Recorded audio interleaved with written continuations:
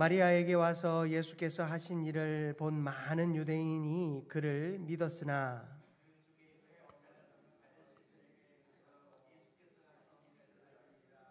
이에 대제사장들과 바리새인들이 공회를 모으고 이르되 이 사람이 많은 표적을 행하니 우리가 어떻게 하겠느냐.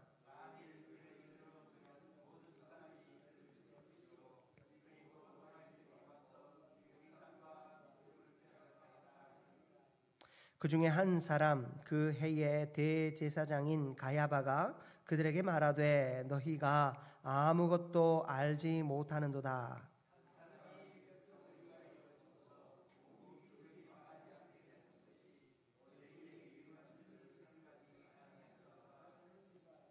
이 말은 스스로 함이 아니요 그 해의 대제사장이므로 예수께서 그 민족을 위하시고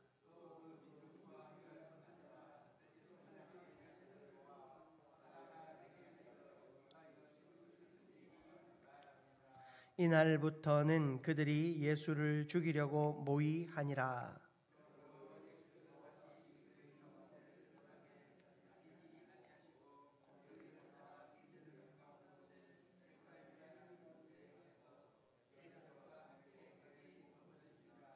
유대인의 유월절이 가까움에 많은 사람이 자기를 성결하게 하기 위하여 유월절 전에 시골에서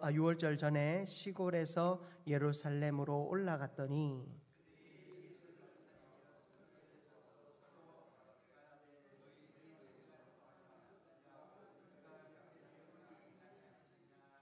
함께 읽습니다. 이는 대제사장들과 바리새인들이 누구든지 예수 있는 곳을 알거든 신고하여 잡게 하라 명령하였음이러라. 아멘. 오늘 수요 생기예배 나오신 여러분을 환영하며 축복합니다. 우리 서로 이제 바라보면서 이렇게 인사 한번 나눴으면 좋겠습니다. 하나님의 계획을 신뢰합시다. 아멘. 하나님의 계획을 신뢰하는 우리 모두가 되기를 주님의 이름으로 축복합니다. 아멘. 오늘 말씀은 이 예수님께서 이제 본격적으로 죽음의 길로 걸어가는 장면이 소개되어져 있습니다. 예수님께서 이 본격적으로 죽음의 길로 향하여 갈 때 가장 큰 전환점이 되었던 사건이 무엇입니까? 바로 나사로를 살린 사건입니다. 예수 그리스도의 그 부활의 능력이 만천하에 드러났습니다. 그는 사람을 살리며 사람을 살리실 때 그를 온전히 사랑하셨다라는 사실이 그들에게 드러납니다. 예수 그리스도의 십자가의 죽음은 100% 사랑이었습니다. 그가 십자가에 자신의 몸을 내어준 것은 우리를 온전히 사랑하셨기 때문입니다. 다른 어떠한 이유도 거기에는 들어가 있지 않습니다. 온전한 사랑이 우리를 위하여 그를 죽게 한 것이지요. 사랑하는 자를 살리시는 모습을, 나사로를 살리시는 모습을 통해 온 천하에 보여주었습니다. 모든 이들이 그 일을 보며 예수를 믿었습니다. 참 놀라워하고 그 일로 인하여 아마 행복함마저 느꼈을 것입니다. 그러나 그런 와중에서도 모여 작당하는 무리들이 있습니다. 여러분, 우리가 오늘 읽은 말씀을 보면 46절 말씀입니다. 그 중에 어떤 자는 바리새인들에게 가서 예수께서 하신 일을 알리니라. 대부분의 사람에게는 생명의 메시지였지만 이 바리새인들이 가서 고해야 할 이 유대의 지도자들에게는 무서운 사건이었습니다. 가만히 예수를 내버려 둬서는 안 되는 일이었습니다. 그가 무슨 일로, 무슨 능력으로 이렇게 행하는지 모르겠지만 사람이 살아났다는 거예요. 이미 썩어가고 무덤에 장례를 다 바친 사람이 일어났다라는 그 사실은 그들에게 큰 위기감으로 찾아왔습니다. 그래서 공회의에서 대제사장들과 바리새인들이 모였습니다. 아니 이 사람들이 이 예수가 이렇게 이 놀라운 이적을 행하니 우리가 어떻게 했으면 좋겠냐. 그럴 때 그곳에서 한 사람이 일어나 말합니다. 여러분 48절을 먼저 보십시오. 48절을 보면 만일 그를 이대로 두면 모든 사람이 그를 믿을 것이요 그리고 로마인들이 와서 우리 땅과 민족을 빼앗아 가리라. 여러분 지금 이게 무슨 상관이냐 생각이 좀 들죠? 이대로 두면 예수를 두면 모든 사람이 그를 믿을 것이다. 자, 모든 사람이 예수를 믿는다라는 것은 정치적으로 어떤 결과를 초래할 수 있는가? 민족 봉기가 일어날 수 있다는 거예요. 지금 로마의 그 통치 가운데 이스라엘이 있었거든요. 그런데 로마의 황제를 섬겨야 할 이 식민 백성이 누구를요? 예수를 왕으로 세운다면 민족 봉기가 일어날 거예요. 그러면 이 예루살렘 땅에서 반역이 일어났다라고 하면 로마에서 가만히 있겠습니까? 군사를 보내서 어때요? 이 민족을 우리에게서 빼앗아 가겠대요. 그들의 민족을 해칠까 봐 걱정스러운 게 아니고 지금 기득권자인 자기들의 손아귀에서 여러분 지금 이 당시에 말씀 보시면 49절에 보면 그 중에 한 사람 그 해의 대제사장인 가야바가 말하되라고 기록하고 있는데요. 이렇게 표현되어 있는 이유가 있습니다. 당시에는 이 대제사장의 자리가 매매되는 자리였어요. 47절에도 나와 있죠. 대제사장들과라고 되어 있어요. 여러분 율법적으로 볼 때 대제사장은 한 명이에요. 이 대제사장은 그 제사장직에서 언제 물러날 수 있느냐? 죽어야 물러나는 거예요. 죽으면 그 자녀가 세습하게 되어 있어요. 그런데 그 당시의 대제사장이 그 해의 대제사장이 누구고 그리고 대제사장들이라고 표현되어 있는 것을 볼 때 대제사장이 여러 명이라는 거예요. 당시에는 2명이었다고 역사는 기록하고 있어요. 그런데 지금 이 일들을 보면 대제사장직은 어떻게 2명이 될 수 있고 해마다 바뀔 수밖에 없었는가? 그 이유는 간단합니다. 대제사장직을 로마에 의해서 사고 팔았기 때문입니다. 대제사장직을 매매해서 얻었기 때문에 여러분 이스라엘 백성들 유대인들의 최고의 자리에 오르기 위해서 로마 정부에 많은 돈을 들였습니다. 그러면 이제 열심히 봉사하면 되겠습니까? 세상에 그런 사람이 어디 있어요? 많은 돈을 주고 대제사장들을 샀으면 이제 어떻게 그 사람들을 착복해서 자기가 쓴 돈의 몇 배를 남길 것인가 고민하겠죠. 도둑이죠, 도둑.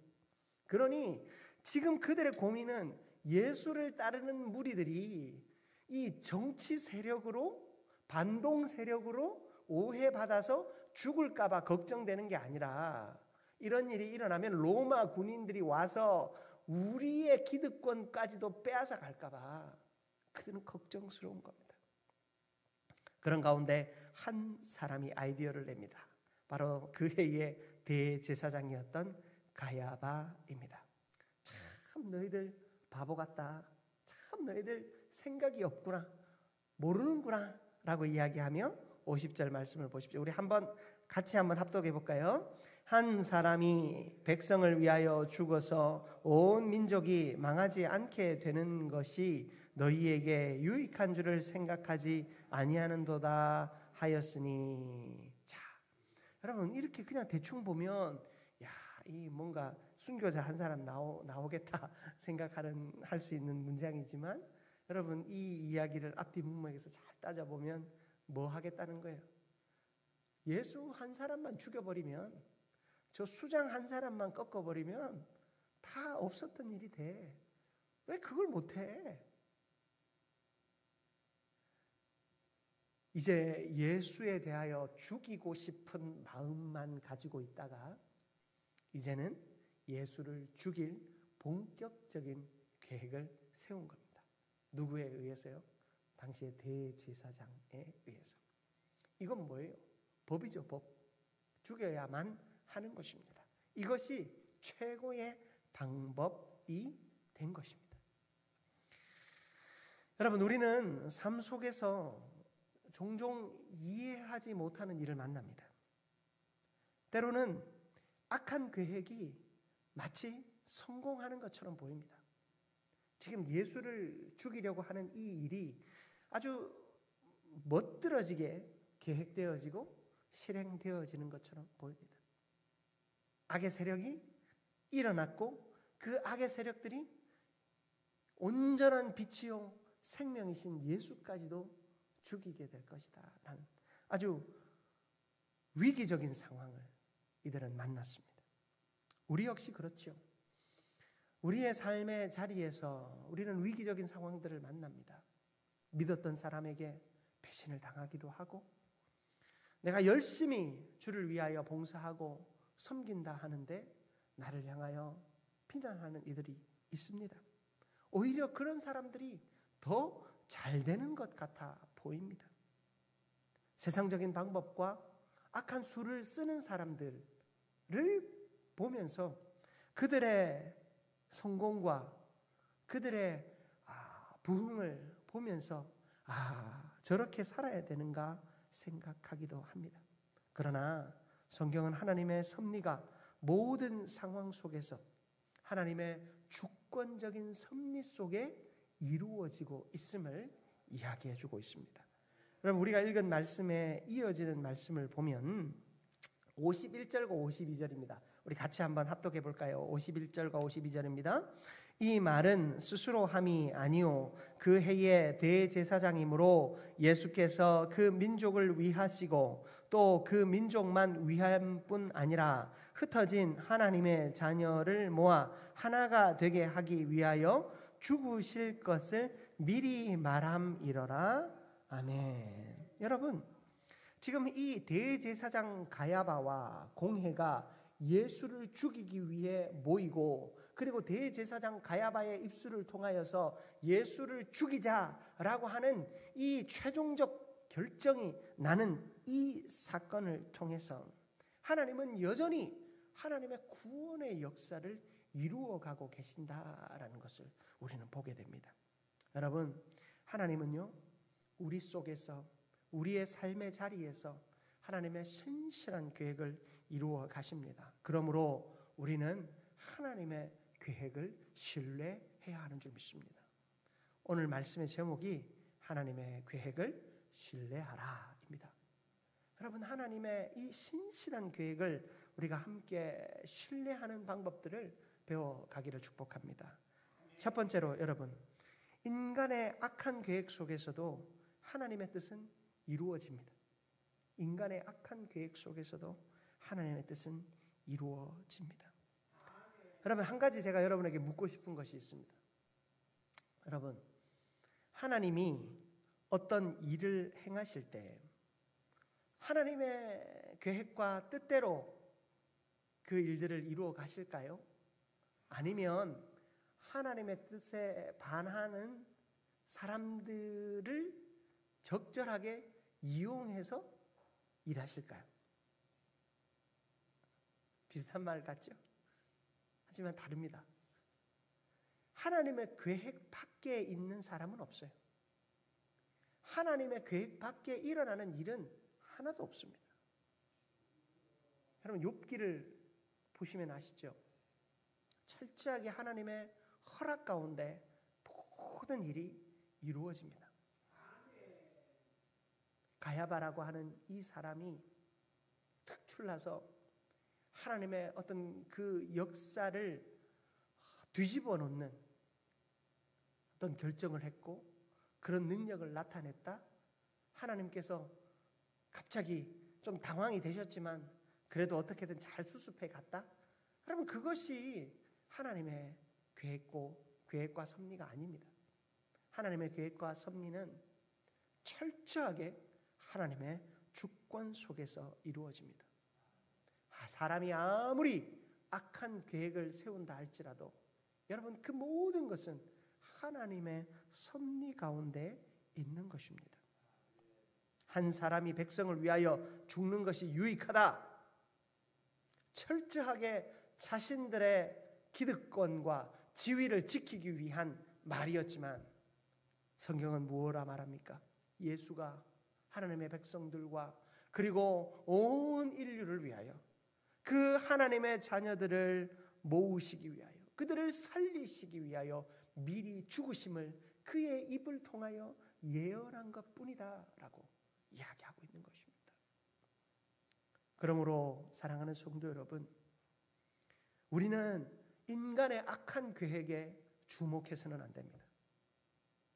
악인들이 잘 되고 악인들이 형통한 삶에 주목해서는 안 돼요. 우리가 주목해야 할 것은 그 뜻을 이루시는 하나님, 철저하게 그 뜻을 이루시는 하나님에게 우리의 초점이 있어야 하는 줄 믿습니다. 그러므로 여러분, 악인의 형통을 바라보며 슬퍼하지 마십시오. 원망하지 마십시오. 고통하지 마십시오. 그들의 역할은 어디까지나 하나님의 선한 뜻을 위한 도구로서 쓰임 받으면 끝입니다. 우리가 바라보아야 할 것은 하나님의 거룩한 뜻입니다. 하나님의 변하지 않고 하나님의 중단되지 않는 하나님의 지속되어지는 그 뜻과 계획에 우리는 초점을 맞추어 살아가야 하는 것입니다. 사랑하는 성도 여러분, 그러한 하나님의 계획에 우리의 눈과 우리의 마음을 집중할 수 있기를 주님의 이름으로 축복합니다. 두 번째로, 하나님의 섭리는 완전하고 주권적입니다. 하나님의 섭리는 완전하고 주권적입니다. 성경은 모든 사건이 하나님의 주권적인 계획 아래 이루어진다라고 가르칩니다. 여러분이 잘 아시는 웨스트민스터 신앙 고백서에는 하나님의 섭리를 설명하면서 이렇게 말합니다. 모든 일이 하나님의 거룩한 뜻에 따라 발생하지만 죄의 원인은 하나님께 있지 않다. 여러분, 인간이 하는 모든 일들이 하나님의 거룩한 계획 가운데 있습니다. 그렇다면 인간의 이 죄도 하나님으로부터 나오는 건가? 그건 아니라는 거예요. 그러면 그 인간의 죄는 어떻게 나오는가? 여러분, 혹시 자유의지라는 말 들어보셨습니까? 다 들어는 보셨죠? 자유의지. 그러면 자유의지가 뭘까요? 자유의지를 설명하실 수 있는 분이 계십니까? 여러분, 자유의지는 내가 하고 싶은 대로 할 수 있다가 아닙니다. 인간에겐 자유의지가 있어 할 수 있는 대로 하겠다라고 얘기합니다. 제가 청소년 때 제일 많이 했던 말인 것 같아요. 부모님께 우리에게는 자유의지가 있습니다 하면서 교회 안 가려고 하고. 여러분, 자유의지는 내가 하고 싶은 대로 하는 것이 아니에요. 자유의지하면 딱 세 가지를 생각하시면 돼요. 첫 번째, 선택. 두 번째, 책임. 그리고 네 번째가 행동. 자, 무슨 얘기냐면, 첫 번째, 자유의지라고 하는 것은 사람이 이 주어진 상황 속에서 어떤 선택이든 할 수 있다는 거예요. 우리에게는 선택지가 놓여 있다는 사실. 그게 전제되어져 있어요. 우리는 선택해야 되는 거예요. 여러분, 선악을 알게 하는 나무의 실과를 만들어 놓으시고 그것을 따먹지 마라 명령하셨어요. 거기서 인간의 자유의지가 드러나죠. 따먹을 것인가? 따먹지 않을 것인가?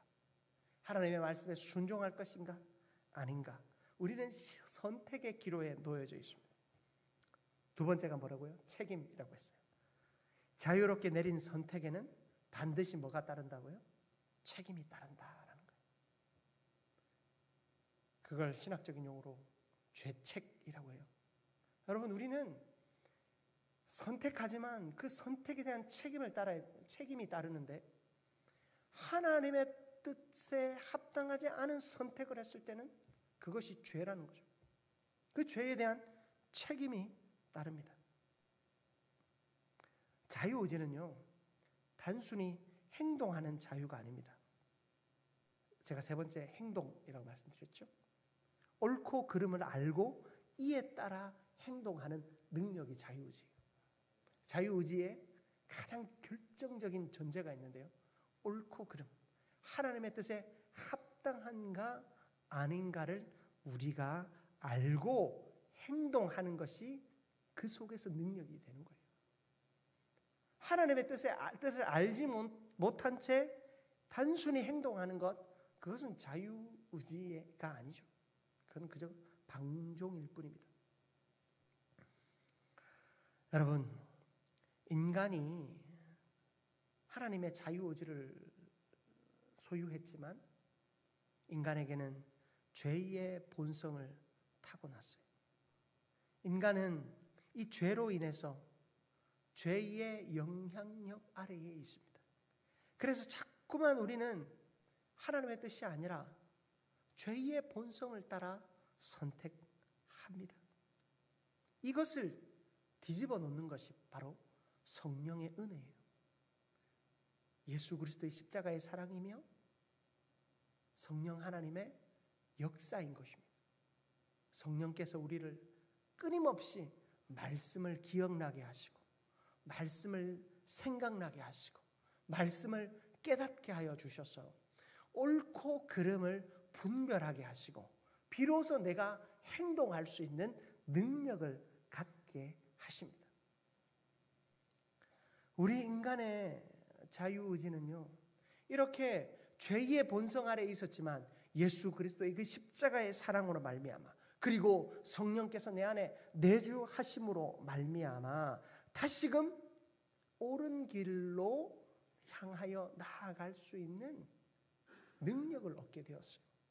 그래서 우리에게 이 자유의지는 죄를 향하여 나아가는 의지가 아니라, 선택이 아니라 하나님을 향하여 나아가는 의지요 선택이 되는 것입니다.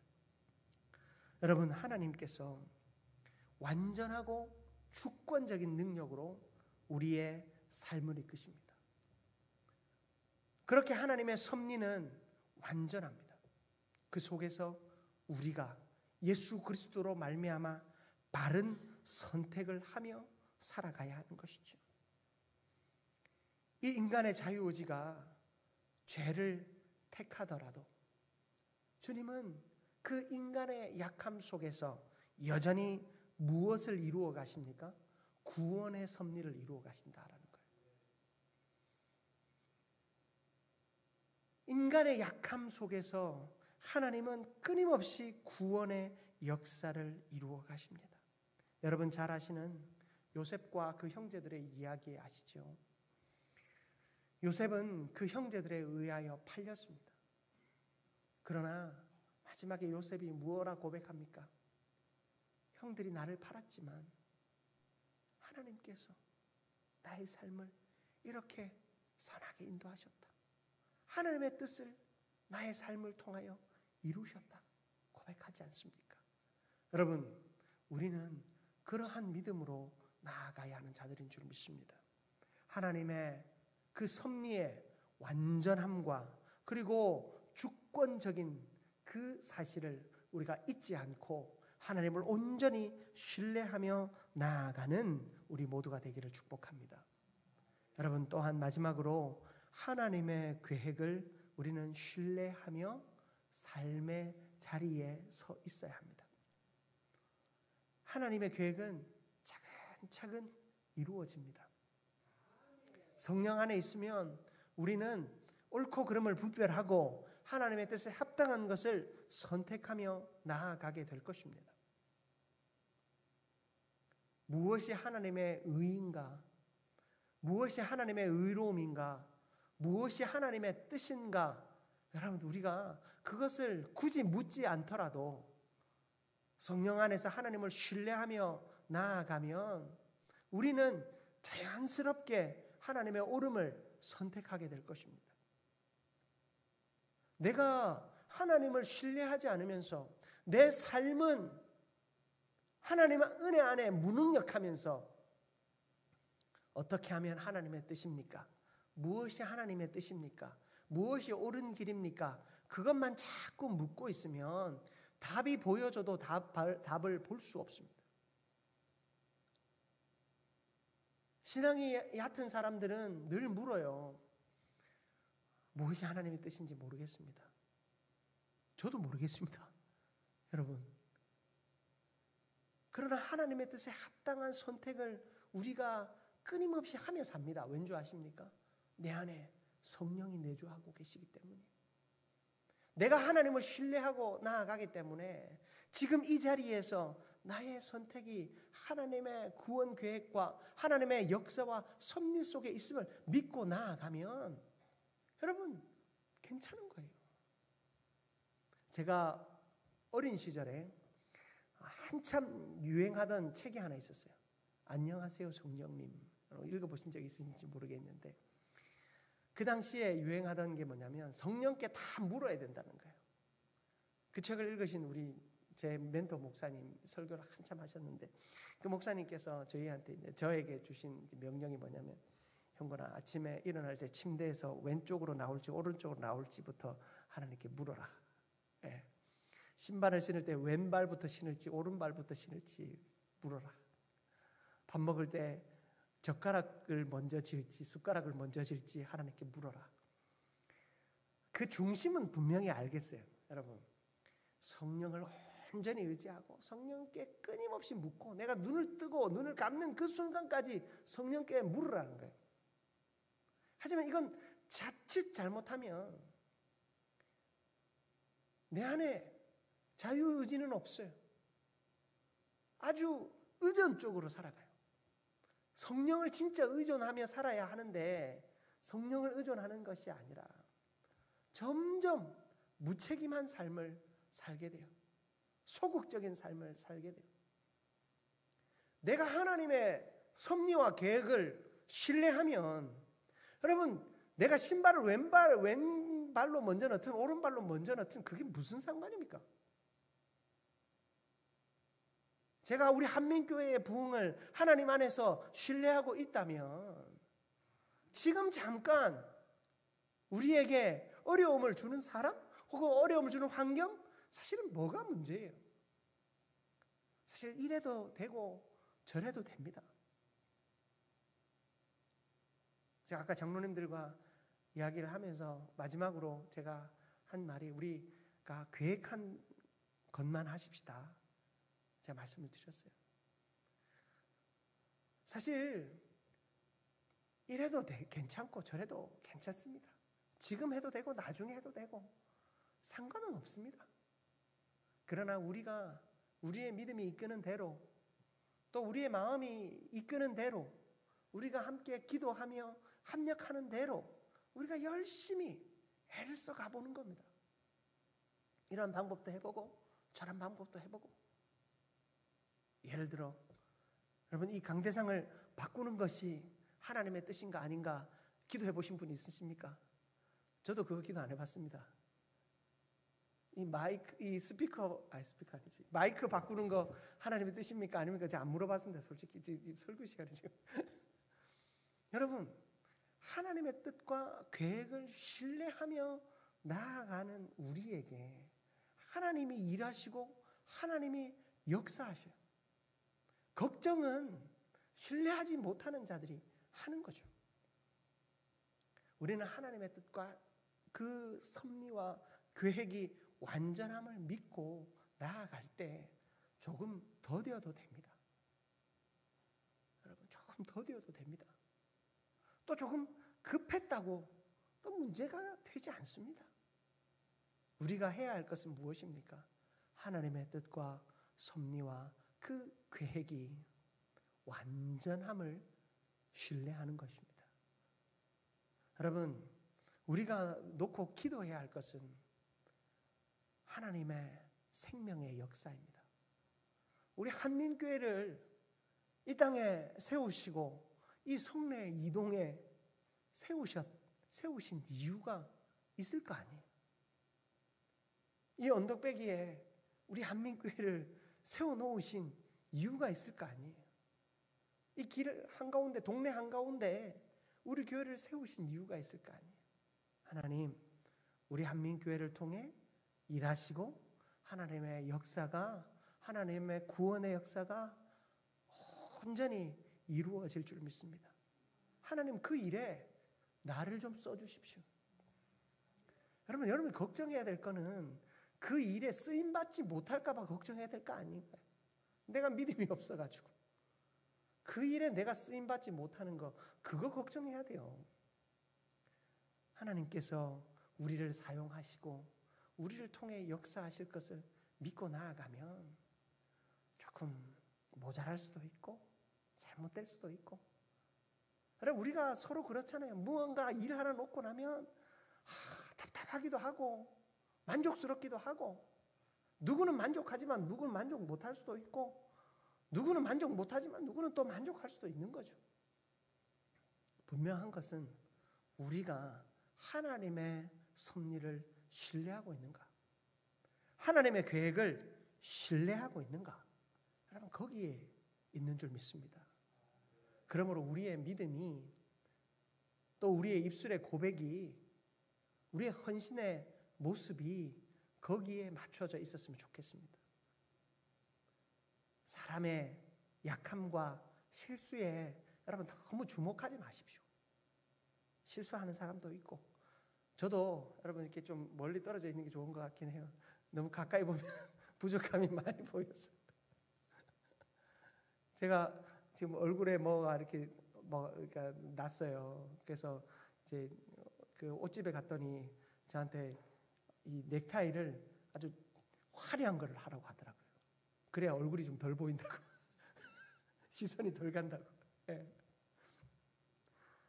사람은 약함들이 있습니다. 약함들이 있어서 가까이 보면 결점투성입니다. 저도 마찬가지고 여러분도 마찬가지고. 그러나 우리가 하나님의 섭리와 그 계획을 신뢰한다면 이런 것들은 천천히 바뀔 수도 있고 또 빠르게 바뀔 수도 있습니다. 그러한 것들에 우리가 일희일비하지 않아야 돼요. 그러나 여러분, 제가 여러분들을 향하여서 그럼에도 불구하고 조금 뒤에서 밀어가는 이유는, 인간은 나약한 존재예요. 하나님의 뜻을, 하나님의 섭리를 신뢰하는 것과 내가 게으른 것을 분별하지 못해요. 내가 게으르면서 나는 하나님 신뢰하고 있어. 그렇기 때문에 하나님이 목회자를 세워서 뒤에서 회초리를 들고 좀 이렇게 가는 것 같아요. 하나님의 계획을 신뢰하는 우리 모두가 되기를 축복합니다. 우리에게는 자유의지가 있습니다. 그래서 여러분들의 믿음으로 선택하시면 됩니다. 그러나 그 선택에는 책임이 따릅니다. 그러므로 우리는 하나님의 뜻에 합당한 선택을 하며 살아가야 합니다. 그 하나님의 뜻에 합당한 선택을 하기 위해서 우리는 성령 안에 늘 깨어 있어야 합니다. 말씀을 들어야 하고 기도해야 하고 엎드려야 하는 것입니다. 은혜 받아야 하는 겁니다. 왜 신년이 되면 새벽 부흥회를 하고, 여러분 특별 새벽 기도회를 하고, 또 우리 심령 부흥 사경회를 하고 수련회를 하고 하겠습니까? 우리가 자꾸만 약해지고 뒤처지고 하나님의 뜻을 신뢰하는 것과 내가 게으른 것을 분별하지 못하게 될 때 다시금 내가 정신 차려 일어나게 하기 위해서 여러분 그런 것들을 하는 거 아니겠습니까? 뭐 우리 교회는 이런 게 많습니까? 아직 그런 소리를 못 들었습니다만 그런 소리가 나올 만큼 한다면 여러분들 우리에게 하나님께서 또 이렇게 하나님의 지팡이와 막대기가 필요하구나 라는 생각하시면 되는 거예요. 우리의 약함 앞에 여러분 굴복하지 마십시오. 하나님의 뜻에 합당한 일을 늘 선택하며 살아가십시오. 그럼 그러기 위해서 여러분 성령 안에 깨어 있어야 하는 줄 믿습니다. 수요 생기 예배 여러분 많이 나오셔서 저는 참 행복합니다. 그런데요 더 많이 나오셔야 돼요. 기도의 자리 더 많이 나오셔야 돼요. 이게 좋은 것과 나쁜 것은요 다 관성이 붙는데 나쁜 것에 관성이 더 잘 붙어요. 코로나 이후로 그냥 교회 주일만 나오는 것이 너무 편하고 안 나온다고 뭐라고 하면 인터넷으로 봤는데요. 예, 자꾸 그렇게 핑계 삼아요. 그게 게으름이죠, 여러분. 뭘로 설명할 수 있겠습니까? 그게 게으름이에요. 하나님 신뢰하고 의지하고. 여러분, 교회 안 나오는 사람들 신방해보면 그래도 기도는 합니다. 그래도 말씀은 봅니다. 그래도 영상으로 목사님 설교 듣고 있습니다. 여러분, 그거를 그러세요, 제가 그러고 축복하고 오지만, 여러분 솔직히 말하면 그거 게으름이잖아요. 지금 영상 보고 계신 분 계시면 깨달으시옵소서. 여러분, 우리가 그 게으름을 내려놓아야 돼요. 게으름을 탈피해야 돼요. 우리가 힘을 내어서 예배하고 힘을 내어서 기도해야 되는 거예요. 한 주에 한 번 말씀 먹고 돌아가면 여러분 1시간도 우리가 살아내기 힘든데 일주일을 어떻게 살아내요? 말씀을 읽고 보고 듣고 또 찔림 받고 그 마음의 상처를 이래저래 반창고도 붙였다가 연고도 붙였다가 그렇게 싸우면서 주일을 맞이해야 되는 거예요.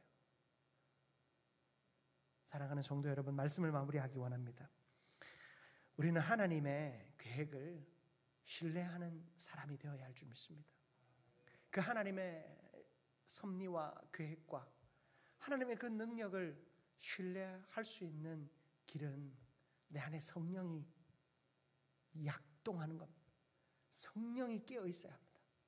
성령이 깨어 있기 위해서 우리는 기도하는 방법밖에 없습니다. 말씀을 듣고 찔림을 받고 회개하며 엎드리는 수밖에 없습니다. 여러분, 사람이 어떤 계획을 한다 할지라도 그 모든 것은 하나님의 섭리 가운데 있습니다. 그 섭리 속에 있는 그 하나님의 계획이 확실하다면 여러분, 나의 약함이나 다른 이의 약함을 보기보다 하나님을 먼저 보시기를 바랍니다. 그리고 하나님을 바라볼 때 나의 게으름을 하나님을 바라보는 것과 절대 혼동하지 마시고 하나님을 온전히 바라보며 승리하는 우리 모두가 되기를 주님의 이름으로 축복합니다.